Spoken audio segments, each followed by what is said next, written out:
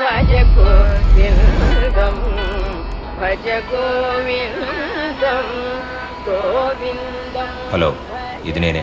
చిన్నప్పటి నుండి నేను ఎన్నో విజయాలు సాధించాను. వద్దులే, వీటిని ఇక్కడితో మర్చిపోదాం.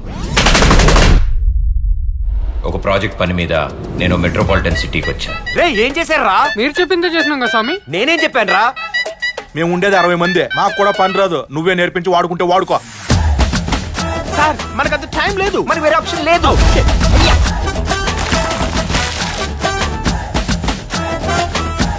ఆల్రెడీ దరిద్రాన్ని స్కూల్ గోడల మీద చూసాం. మళ్ళీ ఇక్కడ అవసరమా? చెప్పు, నీకు అర్థం కాదు మేస్త్రి. మేస్త్రా? మేస్త్రా? మేస్త్రా? మేస్త్రా? మా ఊర్లో ఈ పని చేసి మేస్త్రిని అంటారు. అవును సార్, మేస్త్రనే అంటారు. సార్, మీరు చదివిన చదువుకి చేసే పనికి ఏమైనా సంబంధం ఉందా? మన దేశంలో ఇంజనీరింగ్ చదివినోడు ఒక్క డాక్టర్ పని తప్ప ఏ పనైనా చేయగలడు. Correct sir. ఆ ఊర్లో వాళ్ళు నన్ను ఎంత గౌరవంగా చూసుకున్నారంటే, మీరు స్క్రీన్ తిప్పకండి, నేనే తిరుగుతాను.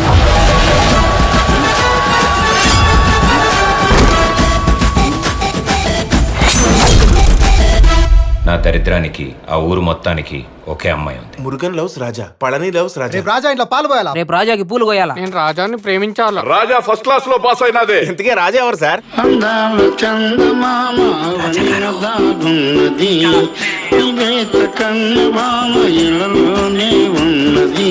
అందరికీ అందరిది ఆ చందమామ, ఒక్కరికే అందేది కన్నెమామ. ఎట్టి పరిస్థితుల్లో రాజా ఈ 60 మందిలో ఒకరిని పెండ్లి చేసుకోవాలా?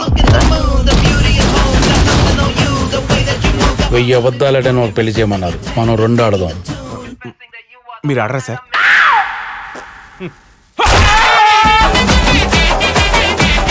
నా కథలోని పాత్రలు, సన్నివేశాలు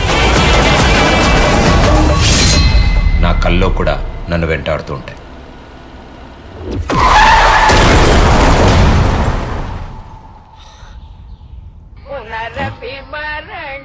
ఏంటి బిలాల్ ఇదంతా? కొంపతీసి మనం పోయి స్వర్గానికి గాని వచ్చావేంటి?